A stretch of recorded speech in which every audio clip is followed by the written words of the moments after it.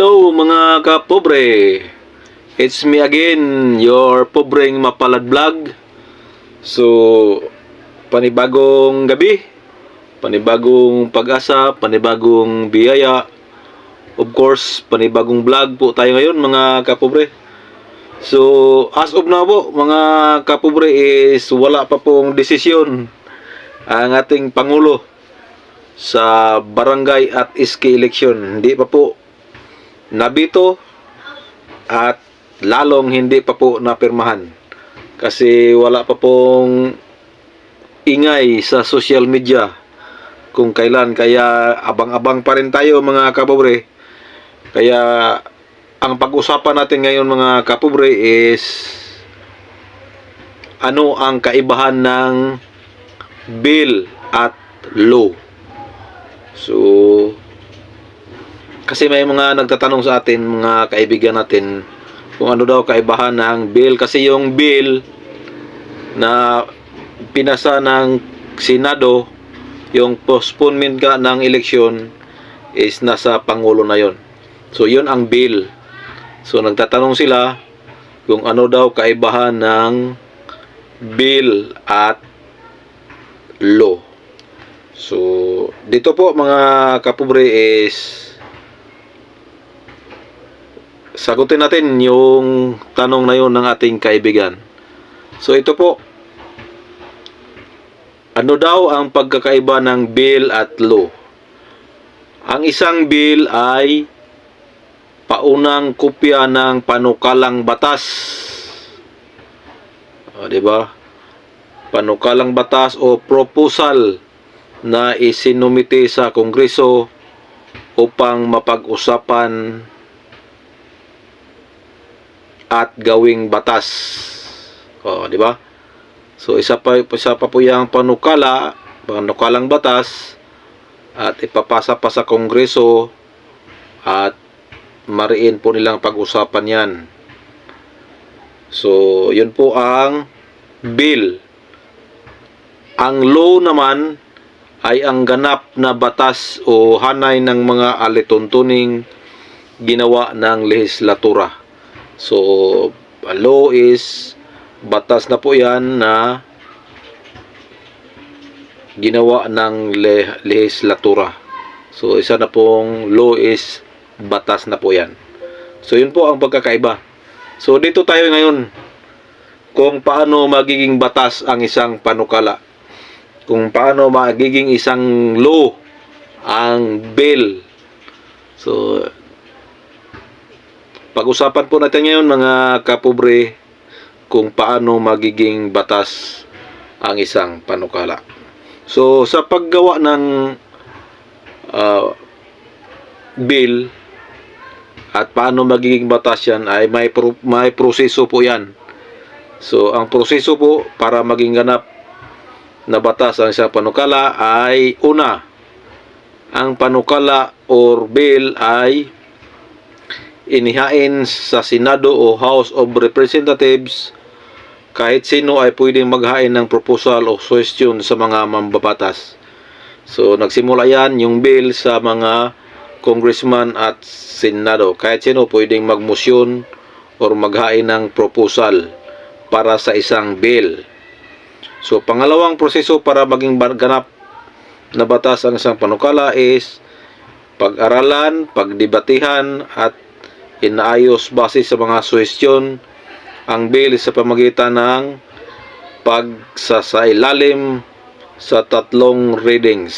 So klaro po yan na pag nang may mag-propose ng isang bill, dapat aprobado yan sa unang pagbasa, first reading, pagkalawang pagbasa, second reading, at dapat pumasa sa third and final reading.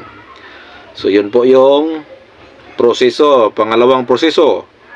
Ang pangatlong proseso ay ang bill ay aprubahan ng boto ng majority ng mga membrong present sa botohan. So yun po, dapat pagbotohan yan ng Kongreso at Senado. Dapat majority ang buboto dyan. Ang approved bill ay ipinasa sa Senado upang sumailalim sa isang proseso, sa parehong proseso. So galing sa House of Representatives, papasa naman yan doon sa Senado para sa karagdagang proseso. So pang-apat na proseso ay kapag may pagkakaiba sa bersyon ng Kamara at Senado, nagkakaroon ng bicameral conference. Ito na po yon upang maayos at pag-isahin ito. So mga kapobre, ito po yung nangyari sa barangay at SK election postponement or tinatawag kasi nila yung term setting. So dito sa number 4, dito pumasok yung nangyari ngayon.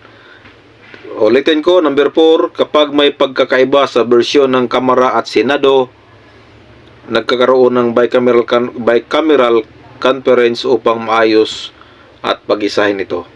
So nagkakaiba nga talaga kasi ang bersyon po ng Kongreso ay 6 years, 6 na taon po yung na-approve sa Kongreso. Tapos pinasa nila doon sa Senado base doon sa rule number 2 na dapat ipasa sa Senado. So pagdating sa Senado, ang bersyon naman ng Senado is 4 years lang. So dito po nagkakaiba, kaya ang nangyari po mga kapobre, nagkaroon po ng bicameral conference. So sa nangyaring bicameral conference, na pagkasunduan po ng Kongreso at Senado na gawing 4 years. Yun ang kanilang final decision. 4 years na po, dagdagan ng 1 taon yung 3 years ng panunungkulan. So ito po, na-approve na po sa bicameral conference. So number 5, ito na po ang number 5. Kapag naratipikahan, ipapadala sa Malacanang ang kopya ng bill upang maaprubahan ng Pangulo. So ito na po mga kapobre. Ito nangyari, nag-bicameral conference ang Senado at Kongreso, approve at ratified na po. Naratipikahan na po nila yung bill na kanilang napagkasunduan.